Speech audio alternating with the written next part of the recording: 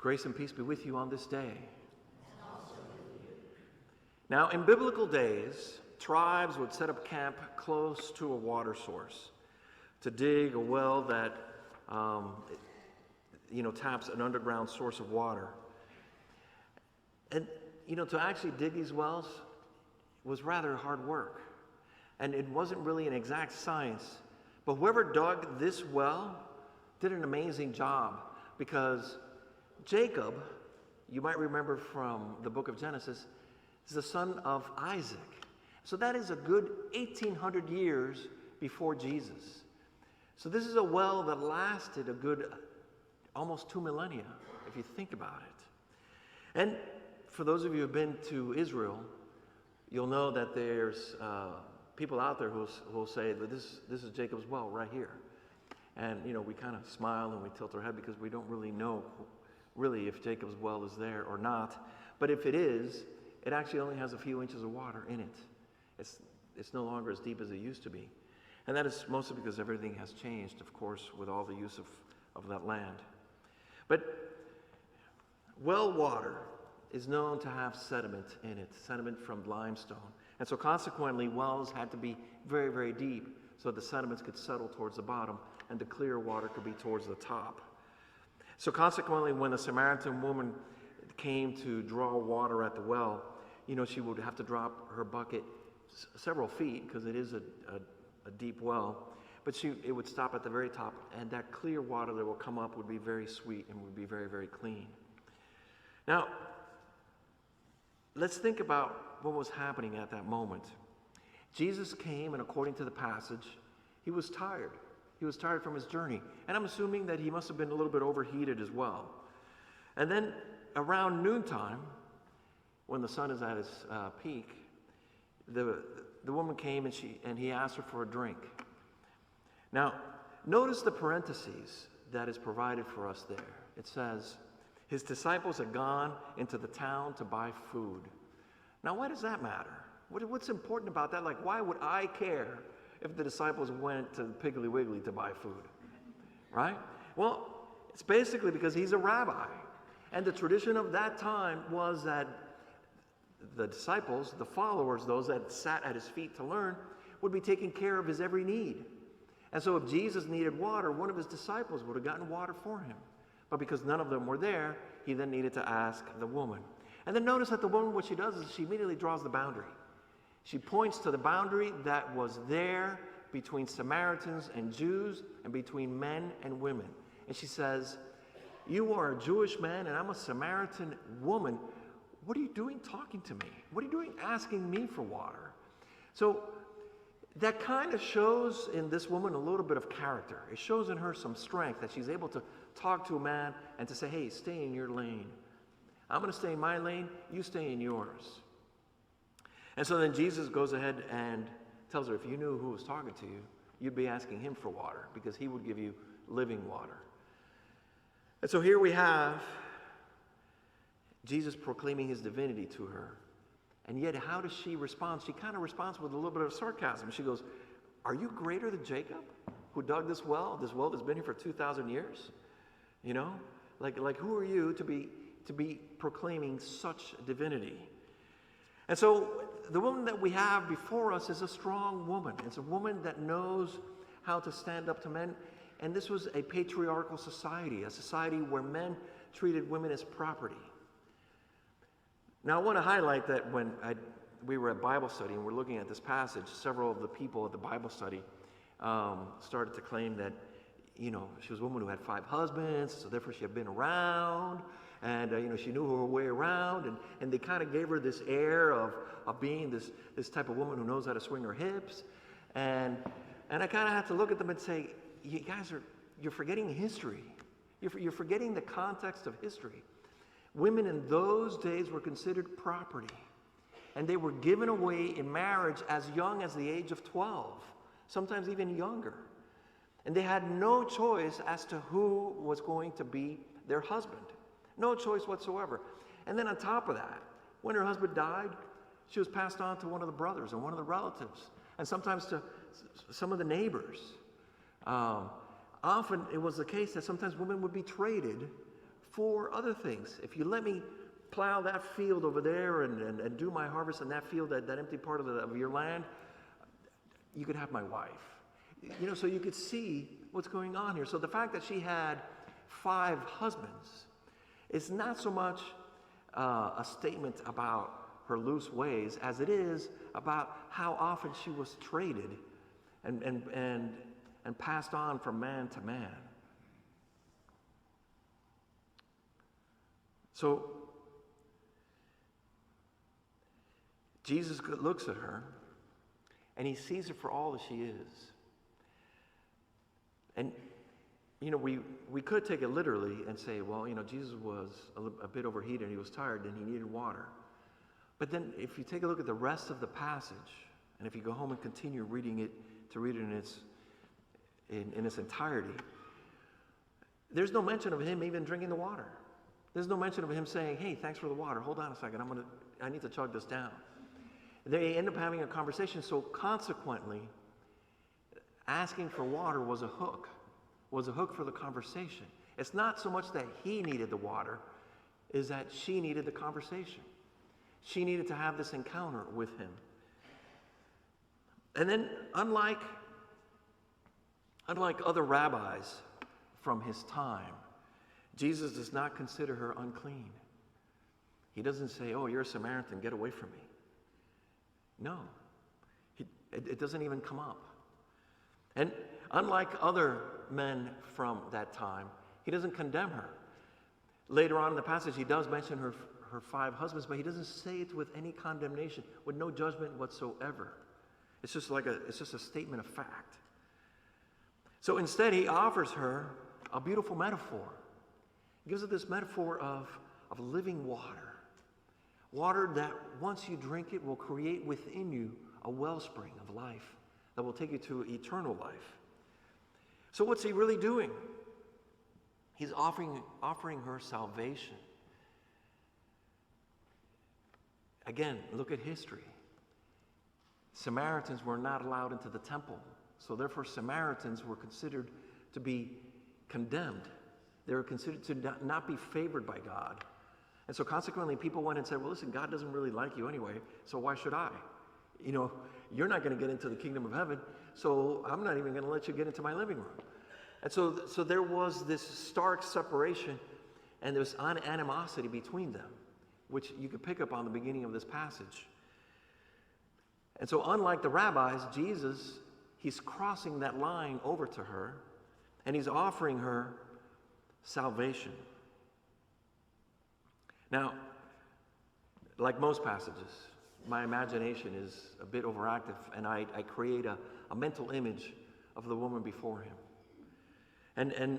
And I have to keep in mind that this is not like the book of Genesis, where Jacob approached Rachel at the well. Rachel was a young virgin. No, Jesus is not approaching a young virgin at the well. And as a matter of fact, he's not approaching a woman in her prime. No, he's approaching a woman who's been through 5 marriages and who knows how many pregnancies. He's approaching a woman that most likely, like most women from that era, was abused, was overworked, underappreciated, and most likely taken for granted. This is a woman that was tired and weary. And Jesus gives her words of hope. Salvation is yours. I bet you anything that there was no other man in her life that ever spoke to her in that manner and offered her words like that. So that when he said to her, I'm offering you living water, she said, sign me up. Sign me up. Give me this water. I want to drink it. How many of us are tired and weary?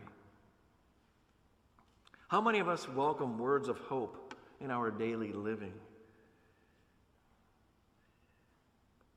Jesus is offering living water, but what kind of water do we have around us? What kind of water is being offered to us by our society and our government?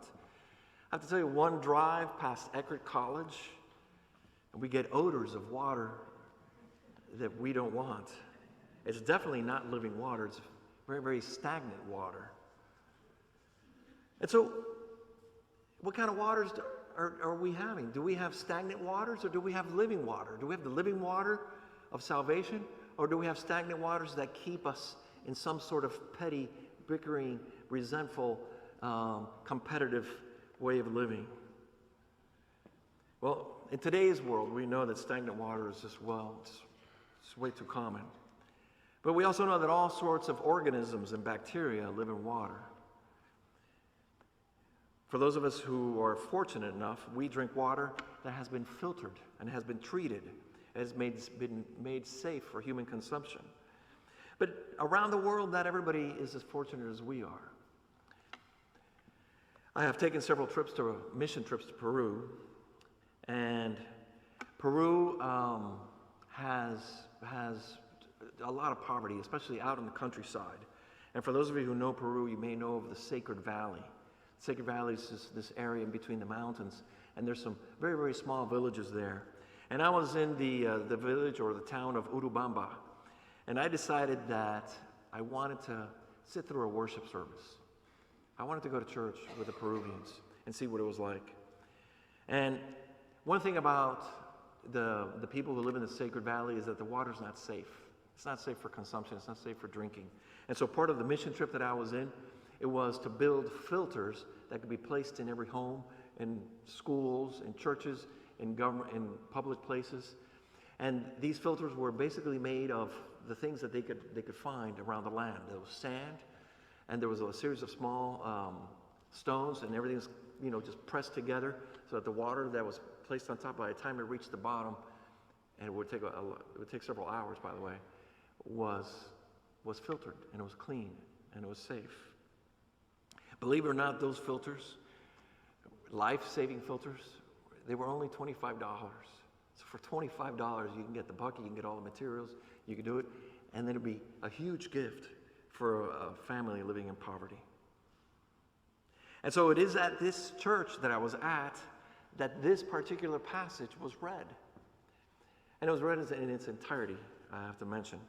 But the preacher had to explain to the parishioners, to the local Peruvians from Urubamba, about clear water, about water that is safe for drinking, about water that you could dip your cup and that it would be okay. And he must have spent a good 10 minutes on it. And at first, I was sitting there listening to him, and I realized nobody here knows that. All the people sitting in this church do not have that experience, which is why he has to educate them. And he had to kind of do that groundwork so he could then talk about living water and the living water that God offers. And I kid you not, the preacher, very evangelical in his style, just about every Peruvian jumped up and said, just like the Samaritan woman, sign me up, I want that living water.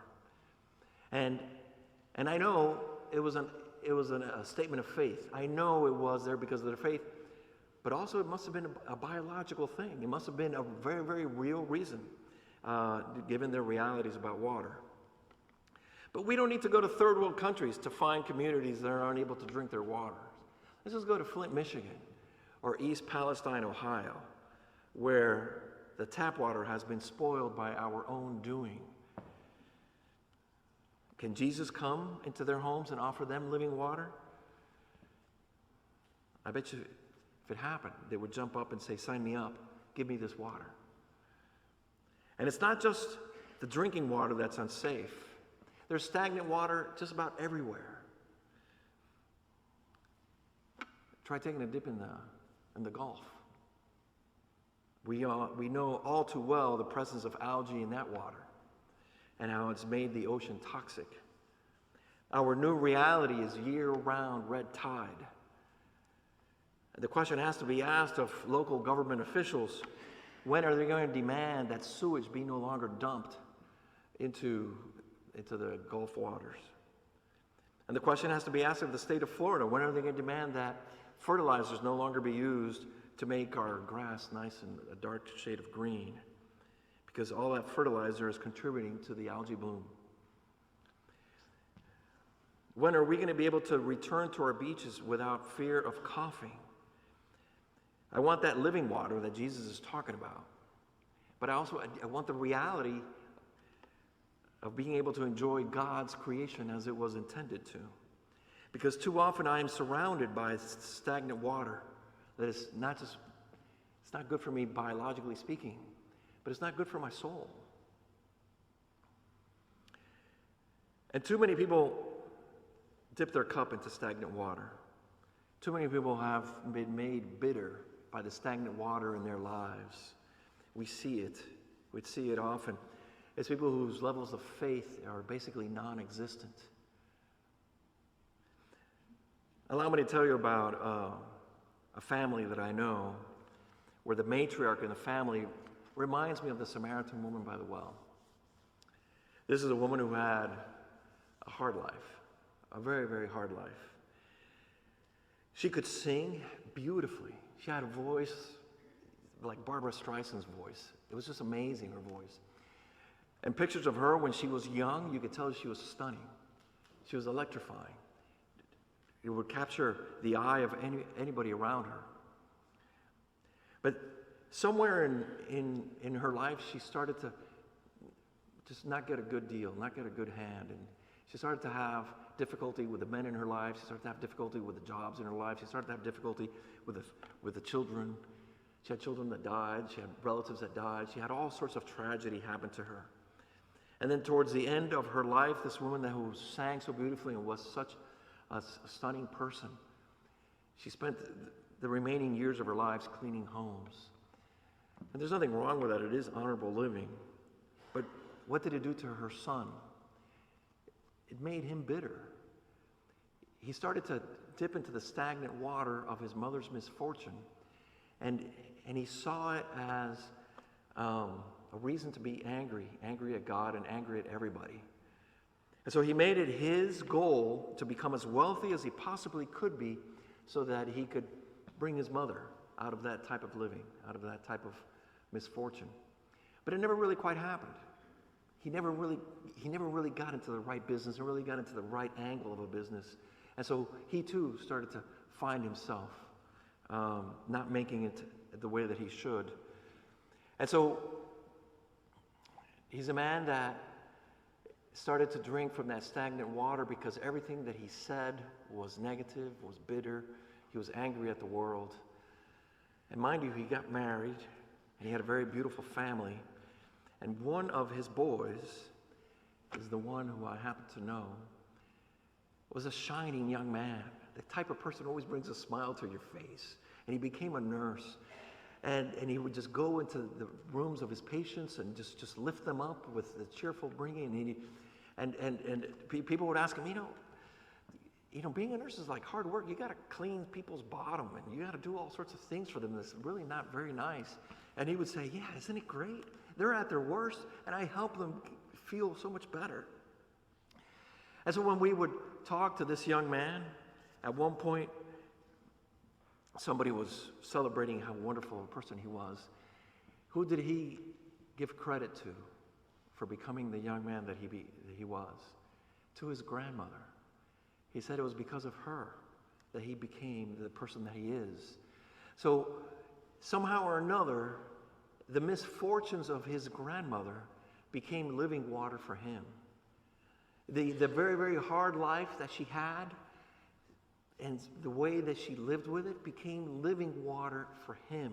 And he was able to turn his life into a source of joy, into a source of encouragement for those all around him. And so today's passage is about choice. Today's passage is about us being at the well, and we've got a choice between dipping our cup into stagnant water, becoming people who don't believe, and people who eventually just see everything that is wrong about life, or accepting the living waters from Jesus and letting it change us, letting it transform us, letting it create that wellspring of eternal life within us, so that regardless of what is happening in our life, regardless of the outcome of what's going on, we're good with it. Because eventually that is what Christianity is all about. Do we become Christians so that we can be successful, so we could be wealthy, so that we could be praised for everything that we do right? Or do we become Christians because in this hard life, somebody has to approach it with optimism. Somebody has to approach it with faithfulness. Somebody has to approach it with hope. Far too many of us try to control the outcome of things. Far too many of us are trying to create the right mix of people and the right mix of elements and factors to increase an outcome which is what we want, as opposed to just letting it be, as opposed to just surrendering it, letting go and letting God. The offer of Jesus in our lives of living water is the new covenant.